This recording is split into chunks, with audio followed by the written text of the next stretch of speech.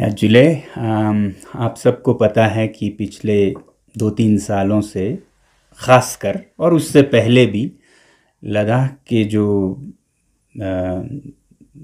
पर्यावरण का और ज़मीन का, यहाँ के कल्चर का संरक्षण की बात बहुत चलती रही है। ख़ासकर यूटी बनने के बाद लोगों की बहुत बड़ी उम्मीद थी कि वो संरक्षण अब 6 शेड्यूल में मिलेगा, जो कि हमारे संविधान की ही एक प्रावधान है। और इसके बारे में तमाम वादे और आश्वासन हुए हैं। तो उसी हिसाब से हम उम्मीद कर रहे थे। ख़ासकर मेरा इससे कैसे संबंध है बोले तो मेरा लद्दाख के पर्यावरण से ख़ासकर और यहाँ की संस्कृति से, कल्चर और एनवायरनमेंट से 3 दशकों से संबंध है। इसी पे ही मेरा ज़िंदगी गुजरा है, चाहे वो फिर लद्दाख के एजुकेशन के फील्ड में हो, लैंग्वेज लिटरेचर का हो, या फिर एनवायरनमेंट में कहें तो क्लाइमेट चेंज मिटिगेशन, हम लद्दाखी खुद कैसे इसमें और ऐड ना करें एमिशन और पोल्यूशन में, तो उसमें कैसे हम सोलर एनर्जी यूज़ करें ना कि फॉसिल फ्यूल्स, केरोसिन, डीजल, कोयला, उस पे काम करते रहें। फिर अब जब हमारे ग्लेशियर्स पिघल के जा रहे हैं, हमारे वादियाँ आबाद से बर्बाद हो रहे हैं, क्योंकि जब ये फ्लैश फ्लड्स होते हैं तो तमाम हरियाली उसके साथ चली जाती है, तो उनको रीवेजिटेट करने में या आर्टिफिशियल ग्लेशियर्स बनाने में, इन सब में मेरा ज़िंदगी रहा है। तो जाहिर है कि जब ये बिगड़े पर्यावरण का संतुलन या बैलेंस, एनवायरमेंटल बैलेंस, तो मुझे बहुत दुख होगा। तो इसलिए मैं इसमें ख़ास तौर पर अपने आप को जुड़ा हुआ पाता हूँ।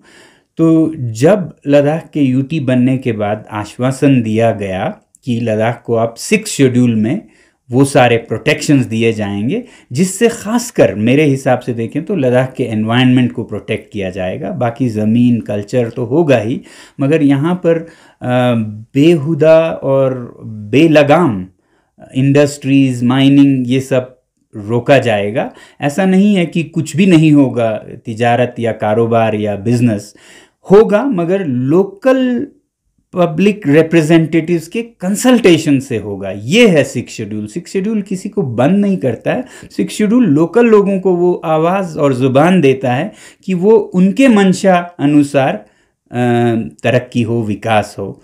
तो ये मुझे बहुत एक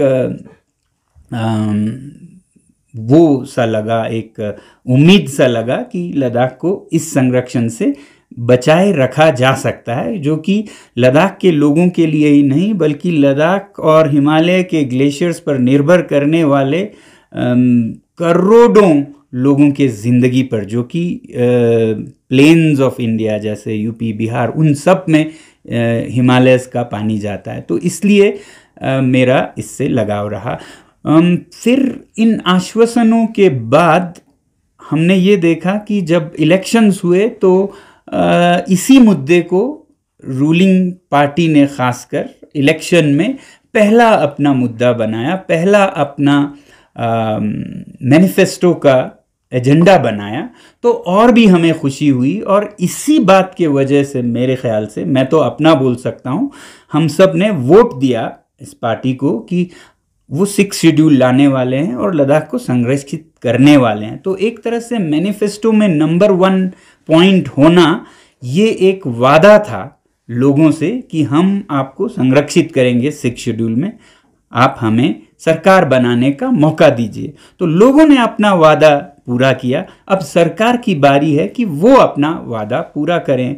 तो इसका मुझे बेचैनी से, बेताबी से इंतज़ार है कि सारे लद्दाख को, कि वो अपना वो वादा पूरा करें। क्योंकि अगर मैनिफेस्टो में कुछ बात रख दें और इलेक्शन जीतने के बाद उस पर कोई गौर ना करे, तो लोगों का डेमोक्रेसी से यकीन ही उड़ जाएगा। क्योंकि कुछ भी आप कह तो सकते हैं, मगर लिख के देने के बाद, नंबर 1 एजेंडा होने के बाद भी अगर फिर सिक्स शेड्यूल पर बात करना ही जुर्म हो जाए, इस पर आप बात नहीं कर पाएंगे और फॉर्मली या इनफॉर्मली आपको हैरेस किया जाए कि आप सिक्स शेड्यूल क्यों मांग कर रहे हैं, क्योंकि हम कोई बाहर के किसी और देश के कॉन्स्टिट्यूशन का तो मांग नहीं रहे हैं। इंडियन कॉन्स्टिट्यूशन में जो ट्राइबल रीजन्स हैं उनके लिए रखा हुआ एक प्राविधान मांग कर रहे हैं, वो भी जिसका वादा भी किया आपने।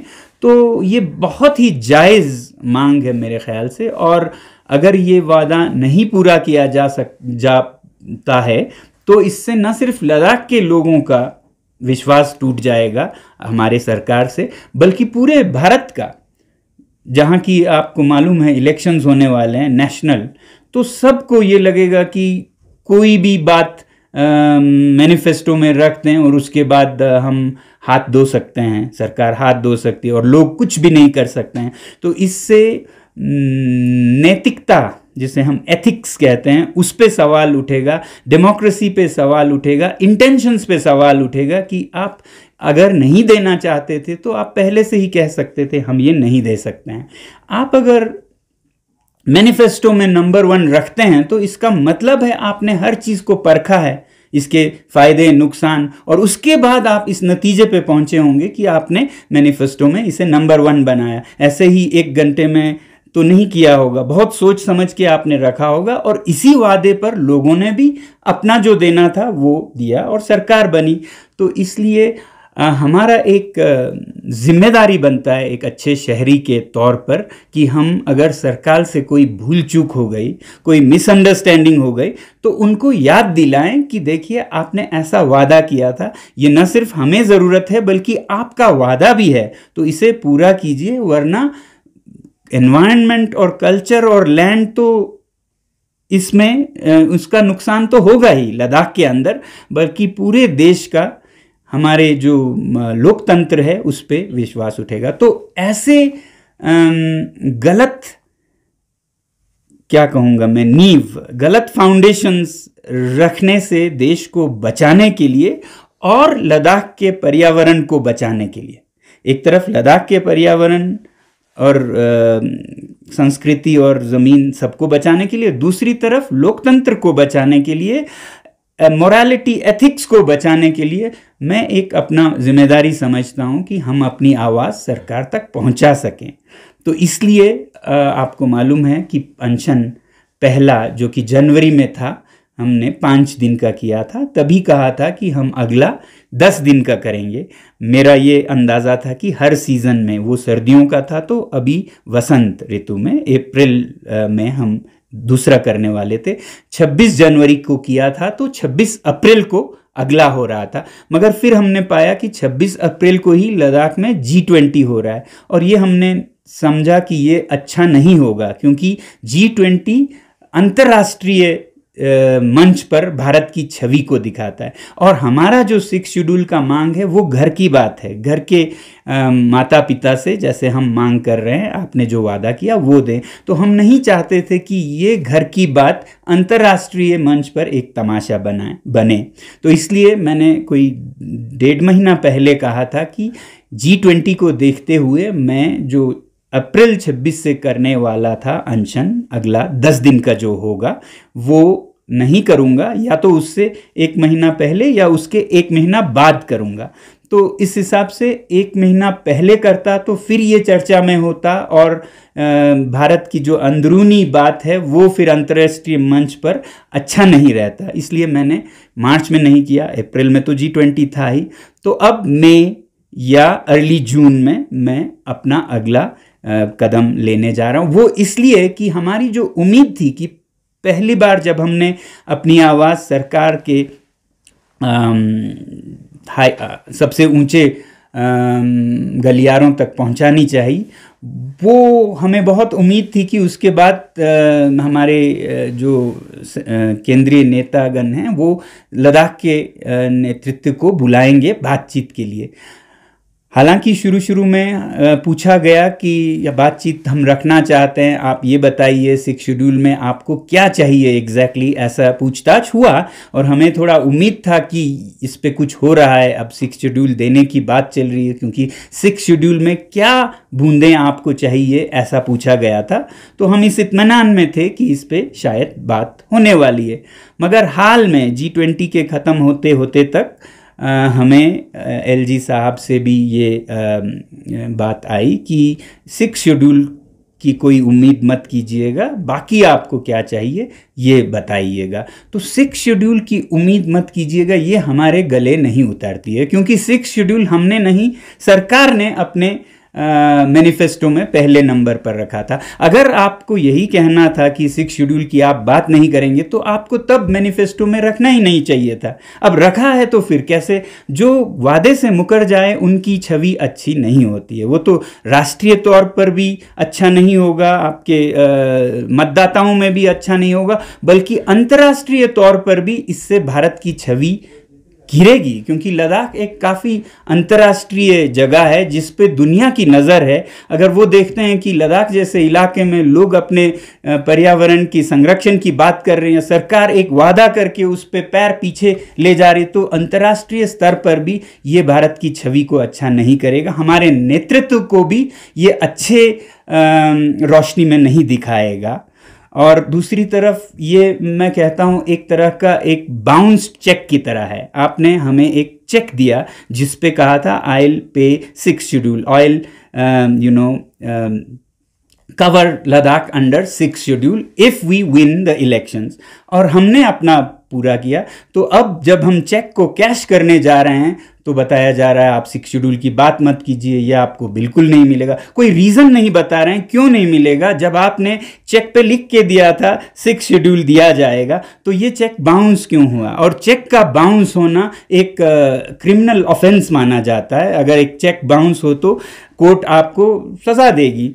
तो एक तरह से देखा जाए तो ये एक लीगली इशू बनता है सरकार के खिलाफ। हालांकि हम नहीं चाहते हैं कि कोर्ट कचहरियों में लद्दाख के देशभक्त लोग अपने इस मुद्दे को उस तरह से लेना उन्हें पड़े। हमें अभी भी उम्मीद है कि जो भी मिसअंडरस्टैंडिंग्स हैं वो दूर हो जाएंगे और सरकार अपने वादे को पूरा करेगी। ये चेक जो है इन कैश होगा, ना कि डिफ़ॉल्ट होगा। और इसी उम्मीद के साथ हम, अगर हमारी आवाज़ की ज़रूरत हो उन्हें ये बताने के लिए कि ये वादा ना टूटे, तो ये अनशन में अगले डेट अभी फिक्स नहीं है, मई के एंड या जून के बिगिनिंग में। पिछले वाला अगर सर्दियों में हुआ तो ये लगभग गर्मियाँ हो रही है, क्योंकि G20 का बीच में वो था। 10 दिन का हम अनशन करेंगे। और वैसे ही एपेक्स बॉडी और KDA ने पहले ही कहा है कि वो इंटेंसिफाई करेंगे इस आंदोलन को। तो ये तो डेमोक्रेसी में सबसे बड़ी बात है। एक फ़ख्र से किसी देश को कह सकते हैं कि यहाँ पर लोग अपनी आवाज़ उठा सकते हैं, क्योंकि यहाँ पर लोकतंत्र है। तो लोकतंत्र में और कुछ ना भी हो तो आवाज़ उठाने की हमें अधिकार है, और शांति से आवाज़ उठाने की। वैसा ही हम किसी और पे कोई जुल्म ज़बरदस्ती या किसी और की जान लेंगे ऐसा नहीं कह रहे हैं। हम खुद पे तकलीफ़ उठाएंगे ताकि उन्हें हमारी दुख दर्द समझने में आसानी हो सरकार को। तो ये हमारा प्लान है कि अगले कुछ हफ्तों में हम अगला जो अनशन की बात हुई थी वो करें। और वैसे भी लद्दाख में इस आंदोलन का जो कि एपेक्स और KDA लीड कर रहे हैं, तो इसको इंटेंसिफाई ज़रूरत पड़े तो, हमारी तो उम्मीद थी इसकी ज़रूरत नहीं होगी, अब ज़रूरत पड़ती है तो लोग अपना हर हालत में आवाज़ सेंटर तक पहुंचाएंगे। और इसमें हमें अपना ज़िंदगी देना पड़े या जान देना पड़े, फ़र्क नहीं पड़ता है। मैं तो पहले से ही कह रहा था कि 5 दिन के बाद 10 दिन का होगा, 10 दिन के बाद 20 दिन का होगा, ऐसे बढ़ते बढ़ते जब तक जान जाए तब तक हमारा ये सच्चाई की ये लड़ाई तो नहीं कहूँगा, कोशिश चलती रहेगी। सर, आपने बहुत बड़ी बात कही है कि जान भी जाए तब तक जो है आप 6 शेड्यूल या यहाँ के सेफ गार्ड के लिए लड़ते रहेंगे। और एपेक्स बॉडी के ओर से भी जो प्रेसिडेंट है उन्होंने आपको प्रपोजल किया था कि आप भी एपेक्स बॉडी ज्वाइन कर ले, ताकि इस मूवमेंट को आगे और स्ट्रांगली ले जा सके, तो आपका उस पर क्या मानना है? जहाँ तक मुझे मालूम हो, उन्होंने जब टॉक्स हों तो उसमें एपेक्स के साथ शामिल होने को कहा था, जिसकी कि मैं समझता हूँ अगर ज़रूरत हो तो मुझे ऐसा करना चाहिए। बाकी जो ये आंदोलन है हम सबका इसी के लिए है, चाहे एपेक्स हो या केडीए हो, लद्दाख की संरक्षण के लिए, तो हम में से हर एक को इसके साथ जुड़ना चाहिए जहाँ जिसकी इसकी ज़रूरत हो। सामान्यतः एपेक्स में बहुत अच्छे नेता हैं, नेतृत्व है, मुझे नहीं लगता मेरी ज़रूरत होगी, मगर कहीं वकालत करने के लिए, कहीं किसी टॉक्स के लिए ज़रूरत हो तो मैं हमेशा हाजिर हूँ, जहाँ भी। मतलब अब लद्दाख अगर बिगड़ जाए, बिखर जाए, इसका कुछ बचा ना रहे स्पिरिट और सेंस, तो वो दिन देखने से पहले तो हमें जो भी करना पड़े हमें करनी चाहिए। और हम एक लोकतंत्र में हैं जहाँ पर आवाज़ उठाना सिर्फ मुमकिन ही नहीं, एक फ़र्ज़ है। तो ये ना उठाएं तो हम एक अच्छे शहरी नहीं होंगे। जी सर, फिर जिस तरह से हज़ारों की तादाद में जनवरी में जब आपका अनशन ख़त्म हुआ था, काफ़ी लोग जुड़े थे और हिस्टोरिक पोलो ग्राउंड पे इतना बड़ा क्राउड जो है पहले नहीं देखा गया था और सभी मानते हैं इस चीज़ को। तब भी क्या लगता है कि आवाज़ सेंटर तक नहीं पहुंच रही है? क्योंकि अभी तक जो है एक इस पे टॉक जो है, अभी तक उन्होंने यहाँ से डेलीगेट्स को नहीं बुलाया, या एपेक्स हो, केडीए हो, उनको अभी भी बुलावा नहीं आया। तो आप क्या समझते हैं इस पे, क्या इग्नोर हो रहे हैं आप लोग? जी, मैं समझ नहीं पा रहा हूँ कि क्यों अब इतनी ज़ोर से आवाज़ उठी और फिर भी अगर हरकत ना हो तो ये बदकिस्मती है, क्योंकि बहुत बार ऐसी आवाज़ों को शुरू में ही अगर हम ध्यान ना दें, हल ना करें, तो ये बहुत बड़े मुद्दे बन जाते हैं, जो कि बहुत बदकिस्मती होगी। क्योंकि लद्दाख में इतने शांति और देशभक्ति से लोग यहाँ के एक तरह के सिपाही बने हुए हैं। लद्दाख के लोग सिर्फ शहरी नहीं बल्कि भारत के सिपाही भी हैं, और उनका मोराल ऊंचा रहना ये भारत के लिए बहुत ज़रूरी है। तो जैसा आप देख रहे हैं, चाहे वो पोलो ग्राउंड था या अलग अलग मौक़ों पर, लोगों का जो दिल की बात है या उनकी मंशा है वो किस कदर उस पर ठेस पहुंच रही है। तो ये मैं नहीं समझूंगा कोई भी समझदार सरकार ऐसा करना चाहेगी। ये हो सकता है कि अगर हम नहीं दें तो वो चुप हो जाएं तो फिर बात ख़त्म हो जाएगी, ऐसा कैलकुलेशन हो उनका, मगर वो बहुत गलत कैलकुलेशन होगा, क्योंकि लद्दाख में कोई चुप रहने वाला नहीं है। क्योंकि ये सिर्फ लद्दाख के लोगों के अधिकारों का हनन नहीं होगा, बल्कि ये एक लोकतंत्र के सिद्धांत के खिलाफ होगा कि आप कुछ भी लिख दीजिए और फिर जीत जाने के बाद उसको भूल जाइए, ये चलता है। ये एक उदाहरण बन जाएगा बाकी सारे स्टेट्स में, देश में, कि वादे तो जो भी कीजिए लिखित में कीजिए, मैनिफेस्टो में लिख के दीजिए, सब चलेगा, जीतने के बाद आपको कोई जिम्मेदारी नहीं है उन वादों को पूरा करने की। तो ये इस गलत उदाहरण को साबित होने से हमें बचाना होगा। मेरे ख्याल से हम नहीं चाहते हैं, मगर ऑनरेबल कोर्ट के साथ अगर हम अपील करते हैं तो कोर्ट भी इसको कॉग्निजेंस लेगी कि इससे कैसा एनवायरनमेंट बनेगा देश में, कि सब लोग झूठ बोलेंगे, कुछ भी बोल देंगे और वोट ले लेंगे, और उसके बाद फिर उस पर बात करने से मना कर देंगे, जेल डाल देंगे। तो ये हमारी जिम्मेदारी है कि हम ऐसे कल्चर को बनने ना दें। अगर ऐसा हो रहा है तो हम ज़ोरदार आवाज़ में बताएं कि हम ऐसा नहीं होने देंगे, ताकि न सिर्फ लद्दाख का, बाकी देश में भी एक उदाहरण बने कि उन्होंने एक जगह पे ऐसे वादे किए और उसे मुकर गए, और लोगों ने इस तरह से उसका डट के मुकाबला किया और फिर सरकार को मानना पड़ा। तो आने वाले दशकों में, पीढ़ियों में भी जो हमारे लोकतंत्र के नेता हैं या अलग अलग पार्टी हैं, वो सब भी ऐसा ना करें। इसके लिए ज़रूरत है कि हम सही उदाहरण सिद्ध करें अभी से। जी सर, यहाँ के लोकल, जैसे एलएसडीसी की हम बात करें, वो लोकल ही हैं पर वो पार्टी से जुड़े हैं, तो कभी आपकी उनके साथ मुलाकात हुई, इस बारे में बात हुई, तो उनका 6 शेड्यूल पे कैसा राय रहा? मेरा ऐसा व्यक्तिगत ख़ास तो नहीं, मगर अलग अलग फोरम्स में मैंने ये देखा है कि वो 6 शेड्यूल को जितना हो सके अवॉइड करते हैं वो मुझे समझ नहीं आता है, क्योंकि आप ही लोगों ने लिखा था मैनिफेस्टो में, उसके बाद आप ही आपके ही पैर पीछे हटें तो फिर आप पे विश्वास कौन करेगा? अच्छा होता आपने तब नहीं लिखा होता और जिन मुद्दों को रखा उसी पे जीतते तो बराबर का विश्वास बना रहता। अब अगर आपने वादा किया है तो फिर निभाना होगा। दुनिया में ये कोर्ट कचहरी, ये ओम्बड्समैन, ये पंचायत, ये धर्म के गुरु, ये सब दुनिया में क्यों हैं? ताकि इंसाफ को आगे बढ़ने दिया जाए, ना इंसाफी को रोका जाए। तो आप ही बताइए, ये ना इंसाफी नहीं है कि आपको एक वादा किया जाए और उसके बाद आपको वादा याद दिलाने पर भी जुर्म या मुजरिम बना दिया जाए? तो मेरे ख्याल से कोई भी समझदार प्लेटफॉर्म, कोर्ट हो या कोई दानिशमंद लोग हों या नेता हों, मुझे अभी भी उम्मीद है कि अगर सबसे ऊपर के नेतृत्व से भारत के हम अगर सीधा बात रखते हैं तो उन्हें समझ आएगा कि हमने ये क्या गलती की और जिसके वजह से हमें आगे भी शर्मिंदा होना पड़ेगा, सर झुकाना पड़ेगा।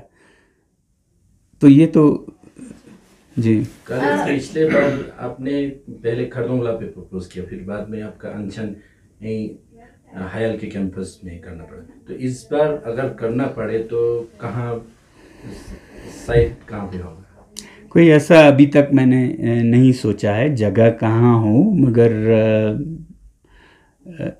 जगह का फ़र्क नहीं पड़ेगा। तब खारदुंगला इसलिए किया था कि हम अपने आप पे इतना दर्द उठाएं कि लोगों को हमारी जो वजूहात हैं, जिस वजह से हम वो कर रहे हैं, वो समझ आए कि कोई अगर इतना जोखिम और दर्द उठाता है तो ज़रूर उसकी बातों में कोई वो होगी, मतलब होगी। तो इसलिए किया था। अभी उस तरह के हालात नहीं हैं तो खारदुंगला ज़रूरी नहीं है, मगर जगह का कोई ऐसा फ़र्क हम नहीं सोच रहे हैं।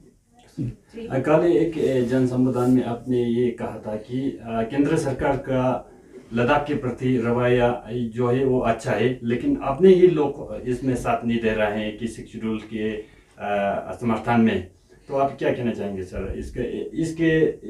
इसके चलते आपने जब आपने अनशन रखा था उस समय आपने एक प्रस्ताव रखा था कि अगर आपने लद्दाख के जो जनप्रतिनिधि है, अभी जो काउंसिलर्स थे, अगर वो साथ नहीं दे रहे हैं तो हम वापस भी बुला सकते हैं, हम रेफरेंडम जैसे। तो इसके बारे में आप थोड़ा बताइए। देखिए, इसलिए हम हर लद्दाखी ये सोचता है कि केंद्र का लद्दाख के प्रति शुभकामनाएं होनी चाहिए।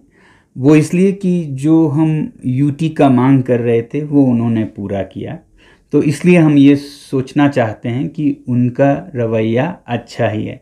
मगर सब कुछ ठीक होने के बाद बीच में ये बदलने लगा, तो कोई साफ नहीं है क्यों, मगर हमने देखा कि लोकल स्तर पर जो हमारे नेतृत्व है या एडमिनिस्ट्रेशन भी है, वो यूटी 6 शेड्यूल के आवाज़ के लगभग खिलाफ हो गए। अब हमें ये देखना है कि क्या ऊपर से ही खिलाफ हैं, तो ऊपर तक हम अपनी आवाज़ दोबारा उतने ही ज़ोर से पहुंचाएंगे। हमें नहीं फ़र्क पड़ता है कि वो लोकल लीडरशिप है या नेशनल लीडरशिप है, गलत है। जो वादा करके न निभाना वो तो जुर्म है, चाहे वो मोदी जी करें या अमित शाह जी करें या लोकल स्तर पर हमारे सांसद करें या एलजी साहब करें। तो वो सब भी मतलब अपनी आंखें बंद करके अगर सोचें तो मेरे ख्याल से किसी को भी दिखना चाहिए हमने ये गलत किया, हमने ऐसे वादे किए लोगों से और फिर उसके बाद हम उससे मुकर रहे हैं। तो ये हम उनको याद दिलाना चाहेंगे।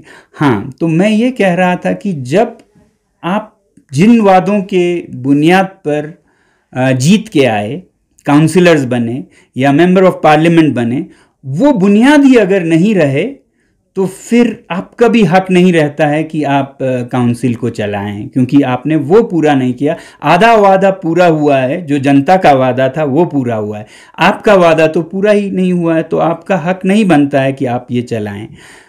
तो ऐसे में जनता का अधिकार होना चाहिए कि जिन प्रतिनिधियों से वो असहमत या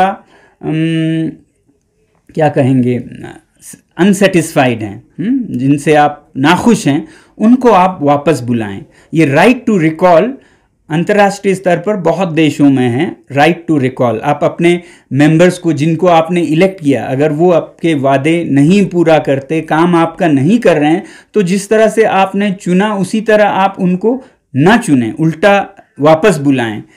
भारत में ये पंचायत और मेयर्स तक है कि आप बुला सकते हैं, काउंसिल पर साफ नहीं है। वैसे तो पंचायत का तीसरा स्तर काउंसिल को माना जाता है, तो हो भी सकता है। नहीं भी हो तो ये एक मौका हो सकता है जिससे कि पूरे भारत में एक चर्चा हो कि लद्दाख के लोगों ने आंदोलन किया, कि जब उनके प्रतिनिधियों ने वादा करके उस पे से वो मुकर गए तो लोगों ने आंदोलन करके उनको वापस बुलाया। अब आगे जाके ये कोर्ट तक पहुंचेगी, सुप्रीम कोर्ट तक पहुंचेगी।